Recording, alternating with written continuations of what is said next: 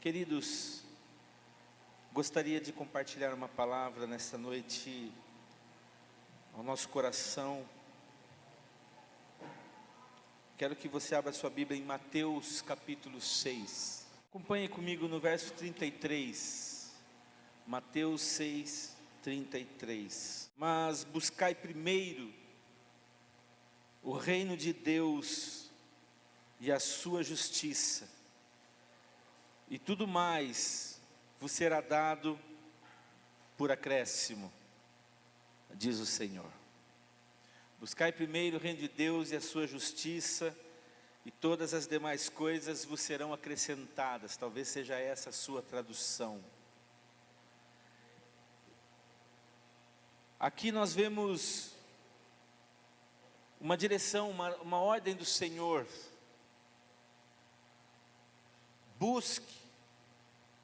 Buscar primeiro. Está falando de algo importante. Está falando de algo muito mais importante do que outras coisas que nós pensamos que são importantes na nossa vida. Buscai primeiro o reino de Deus. Em outra ocasião, Jesus disse aos seus discípulos que o reino de Deus, ele é tomado à força. O reino de Deus, ele é tomado com violência. O reino de Deus tem, para que nós possamos tomá-lo, fazer parte do reino de Deus, estarmos vivendo no reino de Deus, desde já, para toda a eternidade, nós temos que nos esforçarmos para isso. E esse verso 33, Jesus está dizendo: buscai primeiro o reino de Deus, busque a sua justiça, façam isso, e tudo mais vos será acrescentado. Sabe, irmãos, às vezes nós olhamos esse verso e pensamos assim, que o que Jesus estava querendo dizer é que eu preciso ir à igreja todo domingo. Não, isso não é buscar o reino de Deus e a sua justiça. Não se resume nisso. Não se resume em você vir à igreja. Porque não adianta eu vir à igreja no domingo, priorizar o domingo, vamos pensar assim, desta maneira: eu vou guardar o domingo, porque o domingo é dia do Senhor, eu vou guardar para Ele, eu vou à casa do Senhor, eu vou durante o domingo me deter, em me afastar um pouco dos canais da televisão,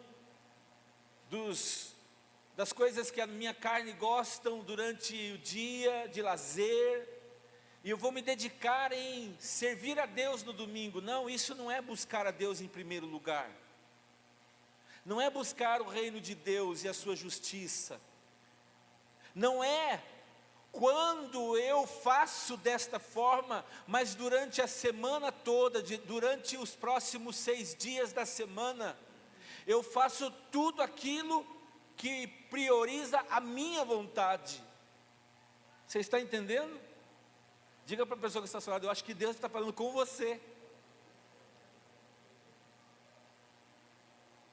Nós não podemos pensar desta forma, fazer um esforço de vir à casa do Senhor, e na segunda-feira, e na terça, e na quarta, e na quinta, nós vivemos a nossa vida normalmente, satisfazendo os desejos da nossa carne. Não.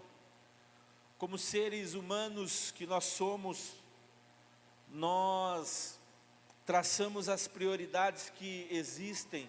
Todos nós temos prioridades nas nossas vidas. A questão é que normalmente nós damos mais importância a certas coisas do que a outras. Isso é uma verdade. E dentro dessas prioridades que nós muitas vezes determinamos, nós escolhemos, às vezes nós deixamos coisas que têm a ver com o nosso relacionamento com Deus. E aqui eu estou falando de um relacionamento semanal, que caminha adiante, se torna uma segunda semana, e que caminha adiante e se torna uma terceira semana, e caminha adiante e se torna uma quarta semana, e aí olha, já é um mês que eu me relaciono com Deus, todos os dias, aonde eu oro, aonde eu busco, aonde eu quero estar na presença dEle, não porque eu tenho interesse de ter alguma coisa da parte de Deus, mas eu estou na presença dEle, porque eu entendo que Deus sente saudade de mim.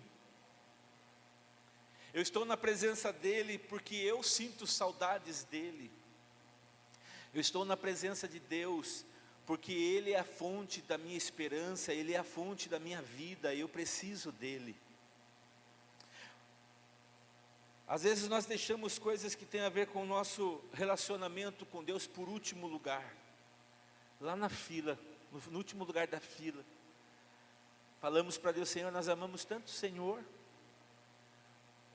mas tem um lugar para o Senhor lá no final da fila, porque eu tenho tantas outras coisas mais importantes durante a semana para eu ver. É claro que você não fala isso para Deus, é claro que eu não falo isso para Deus, mas a verdade é que às vezes as nossas atitudes, elas podem falar desta forma para Deus.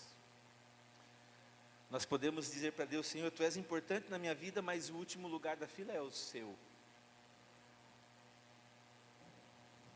E vamos nos envolvendo com coisas que nós priorizamos, mas coisas que na verdade não trazem nenhum benefício espiritual para cada um de nós.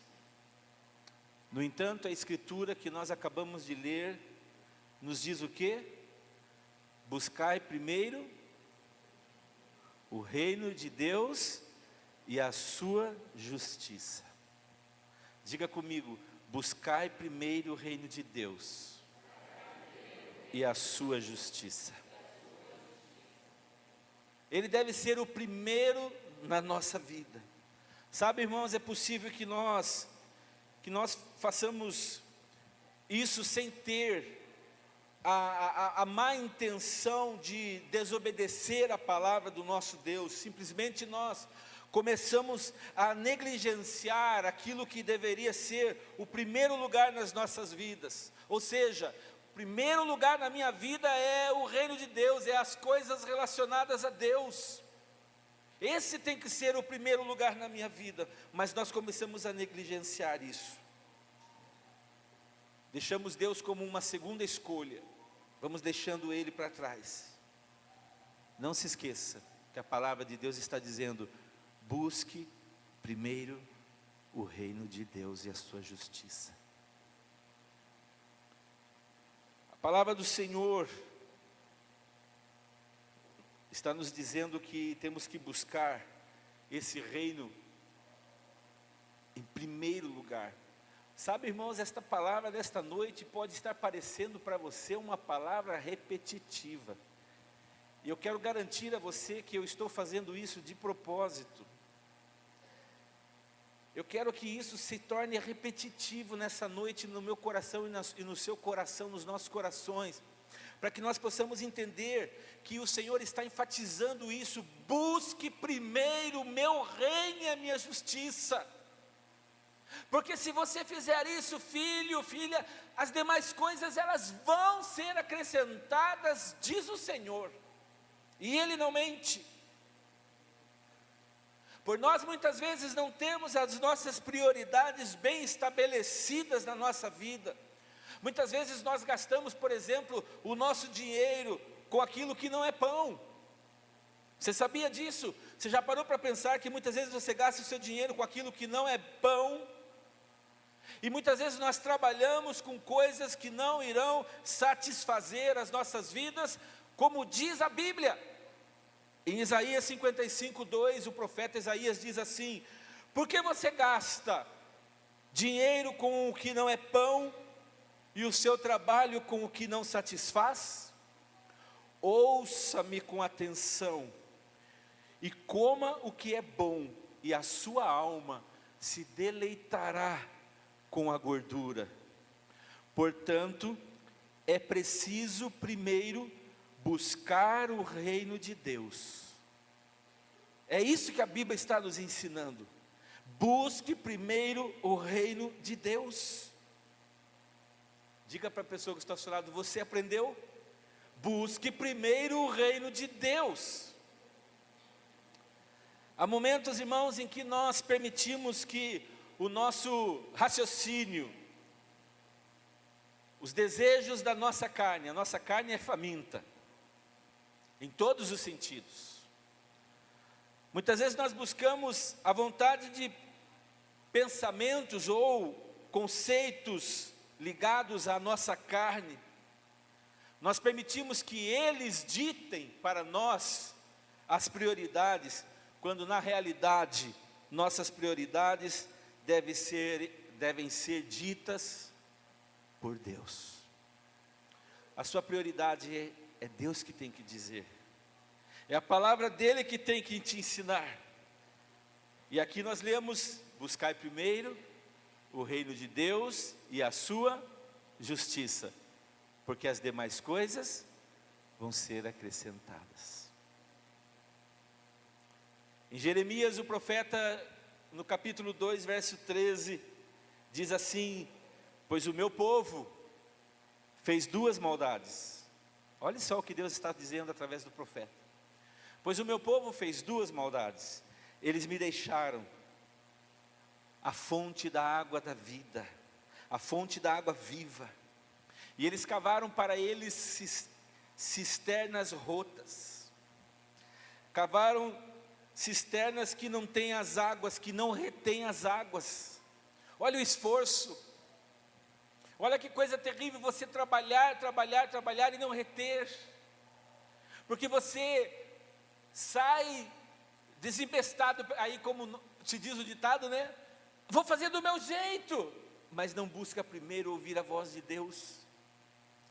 Que tal esta noite, enquanto você está ouvindo Deus reprisar esta palavra, este ensino da sua vontade: busca, meu filho, em primeiro lugar o meu reino e a minha justiça, porque você vai ver que as demais coisas que você precisa, elas vão ser acrescentadas. Como Deus, elas serão acrescentadas. Não importa você saber disso, o que importa é você buscar primeiro o reino de Deus, confiar no Deus do reino e esperar que as coisas vão ser acrescentadas por Ele da maneira que Ele quer, que Ele vai fazer.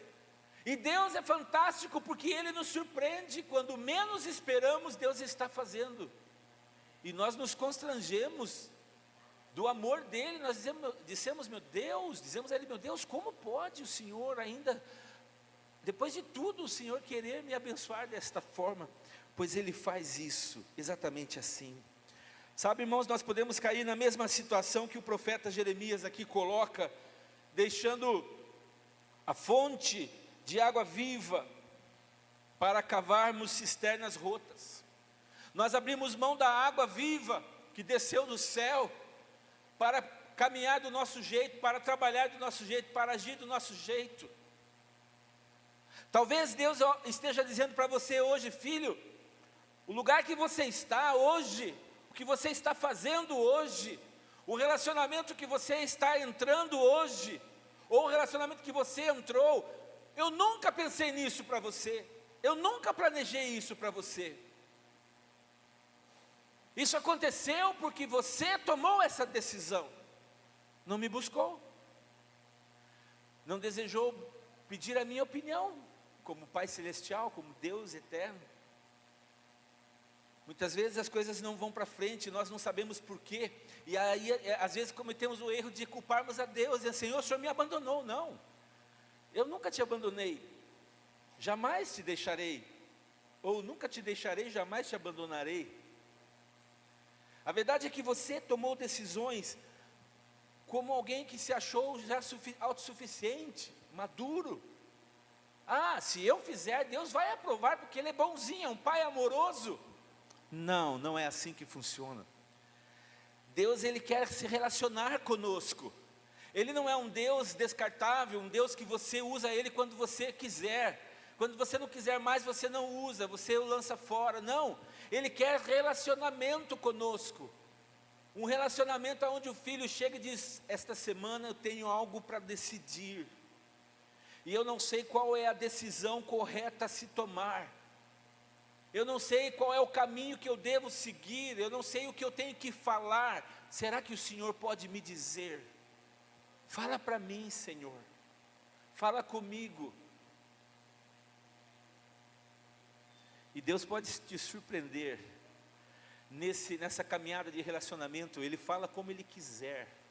Ele pode usar um passarinho, Ele pode usar a tempestade, Ele pode usar a natureza, Ele pode usar uma pessoa, Ele pode usar um estranho, Ele pode usar a sua própria palavra, Ele pode usar um louvor, Ele pode usar, enfim, qualquer situação da vida, para chamar a sua atenção, para chamar a nossa atenção, porque é assim que Ele se comunica conosco na maioria das vezes. Deus não vai lá no seu quarto e se apresenta: oi, eu sou Deus, eu vim aqui, você está me vendo? Se isso acontecesse, você morreria, cairia morto fulminantemente, porque você é pecador, você ainda não tem condições de estar face a face com Deus sem ser aniquilado. Tal é a grandeza da sua santidade. Mas Deus se relaciona conosco desta forma, Ele usa a sua palavra, por isso que Ele insiste conosco: buscai, buscai, buscai em primeiro lugar, busque enquanto você pode achar, invoca-me e eu te responderei, insista, bata, bata, bata que eu abrirei, diz a palavra, até o fim, e eu vou falar com você. Devemos deixar, irmãos, nossos maus caminhos, nossos maus pensamentos, e voltar-nos para Deus, para nós alcançarmos misericórdia, porque o nosso Deus, Ele é grande em perdoar. A palavra dele diz isso. As palavras do nosso Deus, diante disso busque em primeiro lugar o meu reino e a minha justiça, e as demais coisas vos serão acrescentadas. Isso implica em eu deixar os meus maus caminhos, nós deixarmos os nossos maus caminhos, os nossos pensamentos perversos. Não basta você chegar para Deus e dizer: Senhor, perdoa os meus pensamentos perversos. Ele vai te perdoar, porque a palavra de Deus diz que se confessarmos os nossos pecados, Ele é fiel e justo para nos perdoar e nos purificar de toda injustiça. Isso é verdade, Ele faz isso. Mas não adianta eu pedir perdão e eu não abrir mão, eu não soltar esses desejos da minha vida, esses pensamentos perversos. Eu tenho que me livrar deles, eu tenho que virar as costas para eles, eu tenho que abandoná-los, eu tenho que dizer para eles: saiam da minha vida, e voltar então os meus pensamentos para o Senhor. Aí nós vamos ver mudanças acontecendo na nossa vida.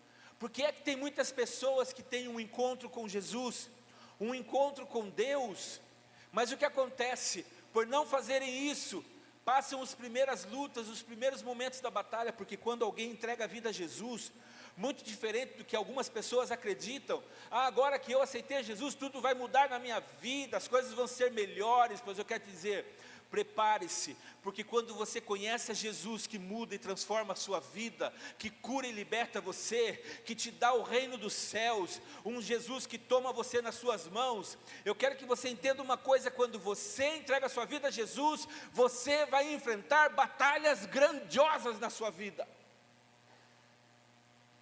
Alô? Você vai enfrentar muitas batalhas, mas o segredo está que você tem Ele segurando nas tuas mãos. Você está buscando Ele em todo momento, em todo tempo, buscando a justiça desse Deus, deste Senhor. E vai passar a prova, vai ser difícil, mas daqui a pouquinho está tranquilo. Eu gosto de uma ilustração que eu inventei. Como fui eu que inventei, Davidson, então eu acho que ela é boa e ninguém pode falar nada. Eu costumo dizer o seguinte: quando uma pessoa aceita Jesus, e ela está começando a carreira cristã, vai vir um aperto lascado na vida dela. Pode preparar. É a mesma coisa que você pegar um ônibus aqui na Cidade Nova, e você vai descer ali na Guarani. E quando você pega o ônibus bendito aqui na Cidade Nova, você entra, paga a sua passagem, o ônibus está lotado, saindo gente pela janela. E você fala, meu Deus do céu, que aperto, que dificuldade. Você vai ficar ali na porta esperando, até chegar a Guarani, o ônibus vai passar, vai deixar você ali dentro dele. O que você faz? Você engata uma primeira, paga a passagem, senão você é mandado embora do ônibus, passa a catraca, tem catraca ainda para ônibus? Faz tanto tempo que não ando de ônibus, é catraca. Aí você olha aquela multidão naquele ônibus articulado e diz, meu Deus, a porta está lá atrás, tem aqui uns 5 pontos até eu descer, eu vou encarar essa multidão, dá licença, e vai saindo, e vai passando, e dribla um, dribla outro, pisa no pé de um, pisa no pé do outro, o outro está mal-humorado naquele dia, trava e não deixa você passar, e você tem resistência, mas você tem um alvo, você tem um objetivo, é chegar na porta, e quando está perto do lugar para descer, tocar a campainha, o ônibus parar e você descer. Quando você chega naquele momento que você está para descer, você, ai, que alívio. E quando você desce do ônibus, então, ai, como Deus é bom. A verdade é que a nossa vida, quando nós nos encontramos com Jesus, é assim. Vem um tempo de aperto, um tempo difícil, um tempo onde você tem que abandonar coisas na sua vida, porque Deus vai te ensinando, não é a igreja que fala o que tem que fazer, o próprio Deus que fala, porque você tem relacionamento com Deus. Você começa a pensar, meu Deus, eu não posso continuar como eu estou, não posso continuar bebendo, porque a bebida só tem trazido dissolução na minha casa, eu chego bêbado, minha mulher briga comigo, meus filhos estão tristes, já nem conversamos mais, eu me alegro, eu gosto de estar no bar com os meus amigos, jogo sinuca, é bom, é gostoso, eles me entendem, nós damos risada juntos, mas eu chego na minha casa, a minha vida é um inferno, porque a bebida traz dissolução. Eu preciso abandonar isso. E aí vem as lutas. Você está abandonando, você está se esforçando para buscar o reino de Deus. Aí lá na segunda-feira vem um amigo, buzina lá, vamos lá, no botequim lá, nós vamos tomar uma. Aquele calor. Você já imagina naquele copão de chopp que você tomava, ou que toma. Espero que aqui muitos tomavam, né? Agora se você está tomando ainda, talvez seja Deus falando contigo. Aí você diz assim, meu Deus do céu, que vontade de ir. Você está numa luta. Ou então você está numa luta, porque você está ainda dependente das drogas, entorpecentes, da prostituição, da pornografia, e de tantos outros vícios, mas você se esforça, você busca o Senhor, você vai procurar alguém que você começa a confiar nessa pessoa, e vai dizer, posso compartilhar com você a minha luta, eu estou vivendo esse drama, eu quero seguir a Jesus, eu quero viver uma vida que agrada a Deus, eu preciso da ajuda dEle, e eu tenho certeza que você vai encontrar um irmão, uma irmã, em Cristo, que vai dizer, não, eu já passei por isso, eu já vivi isso, você vai vencer, nós vamos orar, e Deus vai mudar a tua história, você vai se esforçar, você vai tomar decisões na sua vida, continua assim, eu vivi isso, eu passei por isso, e você vai vencer, não importa o tempo que tiver que passar, você vai vencer. O Senhor vai enfraquecendo cada vez mais na nossa vida, nos ajudando a enfraquecer esses gigantes. Entrar para o reino de Deus, não pensa você que é coisa boa de cara, que beleza, minha vida financeira vai melhorar. Não é assim não. Eu estou dizendo para você o que tem que ser dito. Porque o próprio Senhor Jesus disse na sua palavra, eu não vim para que vocês tenham tranquilidade, eu vim para trazer espada. Ele estava dizendo o seguinte, quando eu entrar na sua vida, saiba que você vai enfrentar grandes lutas. Família vai te deixar muitas vezes, relacionamento de amigos, os amigos que eram tão amigos teus, vão te abandonar. porque agora eles não conseguem andar na luz. Você com Cristo agora tem a luz na sua vida, porque Jesus disse: eu sou a luz do mundo, quem estiver em mim jamais andará em trevas. A luz de Cristo muda a nossa história, e o que acontece é que as pessoas começam a se afastar de nós, não é porque você virou um crente, as pessoas começam a se afastar de você, porque elas ainda estão em trevas, e elas não vêm para a luz, para que as suas obras não sejam expostas. Está em João capítulo 1 isto. E o que você tem que fazer nesta hora? Me deixaram, meus amigos foram embora, paciência. Não é paciência. Você vai orar e vai dizer: Senhor, eu quero ganhar cada um dos meus amigos para Ti, eu quero ganhar a minha família para o Senhor, eu quero, Senhor, dedicar a minha vida, agora que eu tenho a salvação, que eu Te conheci, agora que eu estou enfrentando esta luta, mas eu estou enfrentando essa luta com o Senhor segurando as minhas mãos. Eu quero ganhar os meus amigos, os meus familiares que não Te conhecem, eu quero que eles conheçam ao Senhor. E aí você, como luz, começa a se aproximar das trevas. Será que poderíamos apagar as luzes um pouquinho nessa noite? Não vai desligar a mesa aí. Apaga a luz aí, Edir. Atrás de você, Edir. Essa luz aqui pode apagar também, ó.